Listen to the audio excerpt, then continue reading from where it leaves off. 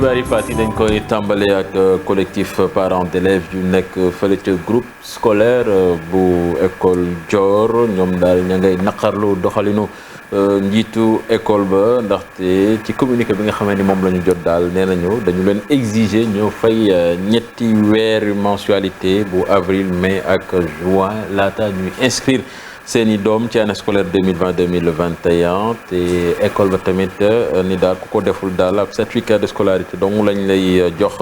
loolu tax ba collectif bi di naqarlu tekkaaral bi nga xamee ni état bi mi ngi ko nekkee ci li nga xamee ni ñoom dañu ko jàppee ni ab injustice la dañuy des sax foofu sa Parcelles Assainies école élémentaire collège ak lycée fi mu nekk nii ña nga leen di désinfecté ngir rek waajal rentrée scolaire bi nga xam ne ñi ngi ko war a amal fukki fan ak ñaar ci weeru novembre bi ñu dëgmal mairie bi ni daal foog mu dugal loxoom ci respect geste barrière yi nga xam ne moom la ñu namm ngir xeex jàngoro bi di coronavirus ñu teewlu ko moom Moussa Sy ci micro Pape Fakha Gning ak Ahmadou Ba. ñëpp mobilisé wu. ci ñetti semaine Parcelles am na ñaar fukki école ak ñeent élémentaire 4 CM benn lycée ñu dem fépp nettoyer bale désherber dindi ñax yi raxas salle de classe yi nga xam ne fii par exemple école bi ndox mi dafa bari woon ba 1 mètre 50 daaneel mur bi tey ñu ñëw xëy fi def fi 0 déchet vraiment raxas salle de classe yi sapeur yi ñëw jàppale ñu si raxas table banc yi. def ko nag ci ñaar fukki école ak ñeent yëpp suba ñu def CM yi balaa samedi prochain ñu pare école CM yëpp ak lycée bi. li jëm ci mesure barrières yi mardi dinañ dajeeg bàjjenu gox yi ak relais communautaire yi pour ñu dem installé waat lave-mains yi dispositif de gel alcoolique et cetera dans les écoles pour que le 12 quand même fii ci Parcelles vraiment ubbi bi jaar ci yoon incha allah. collectif sama suuf yokk sama armel ñu ngi woon ci mbedd mi démb membre ya nag daal li ñu bëgg mooy sët yi nga xamee ni ñoo fa nekk ñu yokk ko ndaxte la fa nekk daal daanaka askan wa mënatuñ ci jot dafa fees ñu teewlu ci reportage yu Habib Faye ak Modou Diop. Pikine gépp jóg am benn kàddu ñu yokk seen almeer. président jox ñu fee 10 hectares alors que on a ici 12 hectares 7. lii du combat politique combat affaire de Pikinois la nous sommes tous de Pikine. dox ñaxtu gi door. ma gisee lii nag sama xol seet na guy sama xol seet na bu ma demoon ci dinaa tàlli. ñëpp xam nañ loolu ba muy indi ay coow ñu ngi suul ci kaw ay bàmmeel xam nga loolu tamit kenn xamul lan la hangar beeg leneen ak leneen luñ moom yëpp nañ ñu ko jox parce que lii ça appartient à personne kenn moomu ko. moom c'est un acte citoyen amul coloration politique amul religion amul dara parce que armée yi ñëpp a ko moom te yaakaar nañu néew kenn du ko denc ci kër. ba nekkee xale lan la suñu armée fees na kon boog mënuñu ñëw ba tey jii nii gars yi bëgguñu fee indi problème loolu la mënut a nekk. ñoom ndànk la ñuy dox jaar tali bu bees tali bu mag jàpp rue 10 jeexale ko ci buntu sëg yi collectif bii di sama suuf ma yokk sama almeer dajale doomu Pikine yëpp. dëkk Pikine am fi espace. gars yi bëgg a def business ba ci ay cimetière yàlla boulimie foncière. ñu ngi continuer seen vie ailleurs. kon donc nañ leen jox respect bi mooy bu ñu leen teglante. xam ni këru àdduna rek la ñuy fàggu fi mu ne nii nañ ñu jox suñuy suuf ñu suul suñuy néew ku dee kenn du la aj dañ lay suul ci suuf. yokkum almeer yi lu ñu yàgg mbébét la te it lii kañu ko jébbal moo di njiitum réew mi. bëgg mu ñu dëkk fii di suule ay mbaaw ak faas on appelle un vif message au président de la République du Sénégal. moom mooy mu jox ñu 12 hectares point 7 yi ñu yokk ci armée yi ci 12 hectares point 7 yëpp mën cee def benn parking boo xamante ni embouteillage du fi am parking bu ubbeeku ci route du précole bi. ci seen i biir ka nekkoon ndey jërë bokk moomel bu Pikine Ouest projet gi moo ko yoroon. parce que ndox la c'est parce que dafa am benn jigéen bu nekk ci conseil municipal bi moom moo doon jaay terrain ndox bi moom ak Ongué Ndiaye bu Caaroy seet leen. ñi am fii terrain yëpp Ongué Ndiaye moo ko jaay. sëgug Pikine yi ca atum 1952 lañu ko sanc ci 4 hectares tey la nga xamante ni des na toll na ci fukk ak ñaar yu tombal juróom-ñaar ci ay hectares yoo xam ne waa Pikine dañ ko bëgg a yokk ci seen 4 hectares yi ngir ñu mën a suul seeni néew. dañuy dem fële ca Matam syndicat démocratique des travailleurs de la santé fa nekkoon ñoom nag di naqarlu ab rupture médicament boo xam ne dañ ko nemmeeku foofu ca pharmacie d'approvisionnement pharmacie régionale d'approvisionnement bu Matam personnel ba di ko naqarlu di interpeller jëwriñ ji nga xam ni moom moo yor wàllu santé fii ci Sénégal Ali Bandel ñoom. infirmier chef de poste de santé yi matron yi sage-femme yi ak agent contractuel ak communautaire yi fare ci diwaanu Matam ab assemblée générale la ñu toogaane woon ci Matam mu aajo ci seen syndicat bu bees bi nga xam ni ci la ñu bokk bu baax a baax agent de santé yi kat kontaanuñu ci anam yi ñu nekkee fii ci gox bi lay gannaaw sax seen prise en charge bi nga xam ni demeewul niñ ko doon xaaree waaye ñàkkum garab lu mel ni alcool paracétamol wala amoxicilline ci bërëbu fajukaay doon na li nga xamante ni fitnaan la leen jamono yi.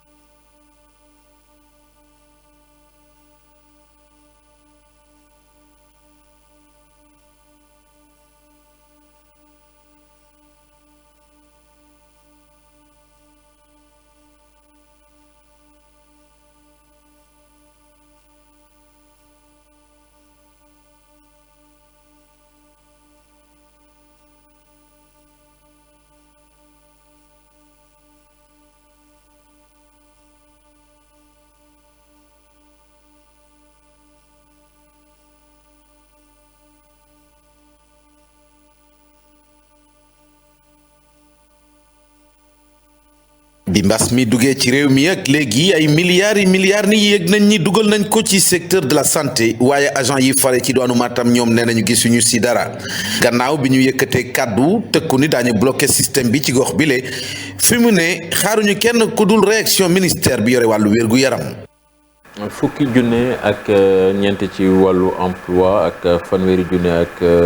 juróom la ñu fas yéene créé fële ca agropole bu Ziguinchor financement bi toll ci 56 milliards ki nga xibaar loolu di ministre bi yor wàllu industrie ak PMI Moustapha Diop doon fa amal visite ñu teewlu ko ci micro Boubacar Diassi ak Lamine Mandiang. Le président Macky Sall daf ñu jox ndigal ñu gaaw mettre en place agropole yooyu nga xam ne mi ngi ko inscrire ci PAP 2 accéléré muy plan d'action prioritaire ajusté et accéléré du plan Sénégal émergent mu ne pour ñu accélérer ko agropole yooyu ñu war koo samp ci sud bi ci nord bi ci centre bi mais également ci ouest bi mais dafa insister bu baax a baax ci agropole sud bi nga xam ne financement am taxaw na muy 56,7 milliards de francs CFA te participation wu secteur privé bi dugg seegul ñu ngi ci xaaru tolloog ay 103 milliards de francs CFA créé nañ benn société de construction ak waa FONSIS pour ñu mobiliser le financement du secteur privé d'ailleurs lu tolloog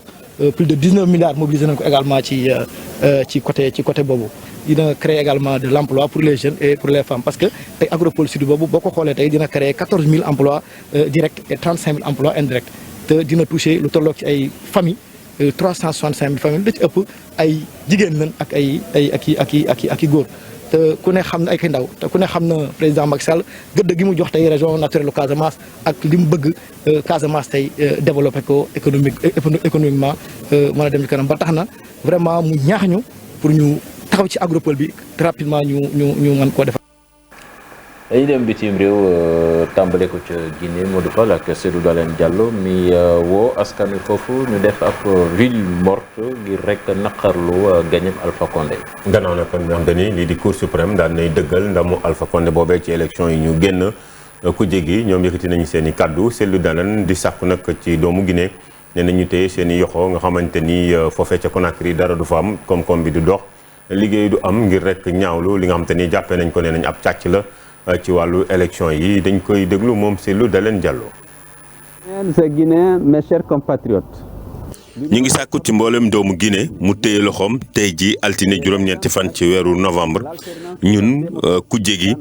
ngir rek ñaawle li nga xam te ni moom lañ jàppee mu di fraude électorale waaye itam ñu daal di exiger rek li nga xam te ni moo di leeral ci yëf yi amul dellu ginnaaw dinañu laaj li ñu moom. Pas de recul, nous comptons sur. mu nekkoon Seydou Dalein Diallo bu doon addu kon ci càcc ga mu nemmeeku nee na foofee ca élection ya amoon ci Guinée ca Côte d'Ivoire nañ jàpp ni kon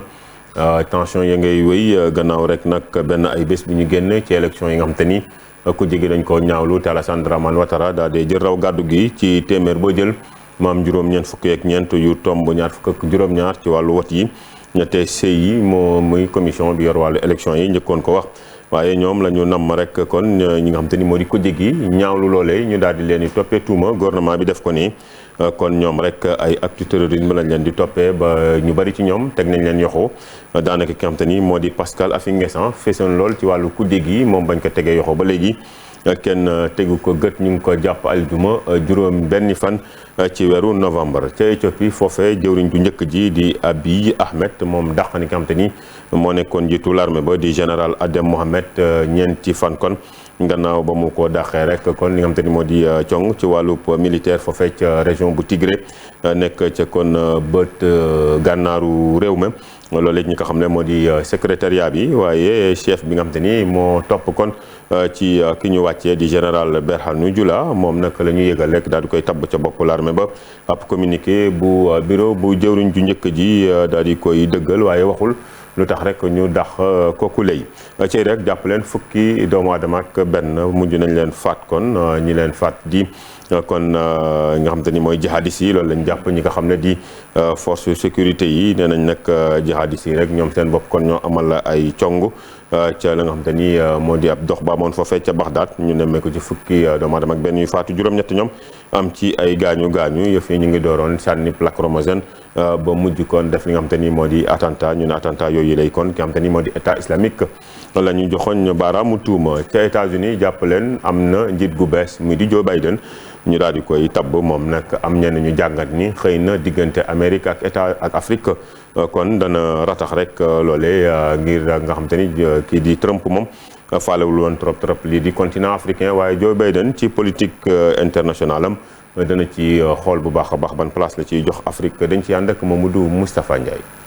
njiitul États-Unis bu bees bi di Joe Biden moom nag fas yéene naa jox ko cër lii di Afrique rawatina lu jëm ci wàllu démocratie wàllu kaaraange ak wàllu koom Joe Biden nag moom nag dafa bëgg a wuute lool doxalin ak ki nga xam ne moo di Donald Trump mi jàppe woon continent africain comme continent boo xam ne ni tekkiwul dara ba ci jamono ji ñuy wax ak yéen amul benn annonce boo xam ne ni équipe bu Joe Biden def nañ ko lu jëm ci wàllu Afrique waaye nag ñoom ci liñ mën a jàpp mooy dinañ wuuteeg lool doxalin ak ki nga xam ne ni moo doon Donald Trump rawatina ci li nga xam ne moo jëm ci wàllu diplomatie Joe Biden nag moom nag fas yéene naa rattaxal lien diplomatique yi nga xam ne moo dox ci digganteem ak yenn institution yu ci mel ne Union africaine ak gouvernement yi nga xam ne ñoo nekk fii ci Afrique moom nag fas yéene naa maintenir li nga xam ne moo di yaali di ab programme boo xam ne nii ndawu Afrique yi ñoom ñoo ko tax a jóg ki nga xam ne nii nag moo di Joe Biden moom nag fas yéene naa organiser li nga xam ne mooy sommet des chefs d'État comme ni ko Barack Obama amale woon ci atum 2014 kon nag mën na ne ci jamono ji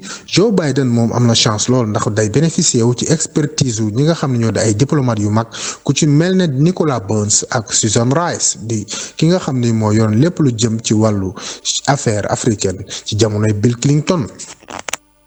Moustapha Ndiaye ñu jàpp ni kon ci ndamu Joe Biden boobule ci jàmmarloom ak kii di Trump kon am na ay félicitations yu ci mel ni njiitu Palestine di Mahmoud Abbas moom nag kon dibéer gi rek lépp bind ab lettre daal di félicité ki nga xam te ni moo di Joe Biden daal di koy fàttali li nga xam te ni rek moo di diggante kon bu dox ci diggante Amérique ak Palestine nee na rek kon xëy na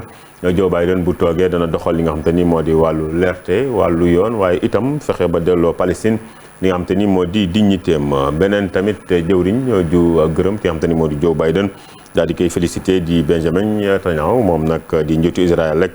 moom nee na li nga xam te ni rek moo di Joe Biden moom kon démocrate bu mag la daanaka bind ci compte Twitteram gannaaw ba mu ko félicité moom ak ki nga xam te ni moo di Kamala Harris la mu ci xam la rek nee na moom ak Joe Biden xamante nañu ci lu tollook ñeent fukki at te boobeeg léegi seen i diggante dafa def lu dul ñoŋ mu sàkku ci moom xalaat ni kon toogam googu lay day gën a dëgëral rek li nga xam te ni moo di diggante Amérique ak Israël Cheikh Tidiane Diaw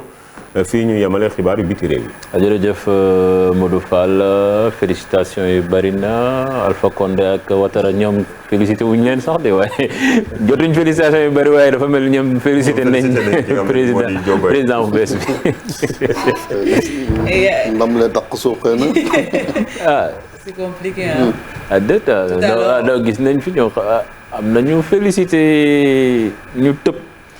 seeni mbokk yu leen jege félicité wuñu leen dem ba États-Unis félicité ñooñu xaw a doy waar. comprendre bu fekkee ne États-Unis moom mooy première puissance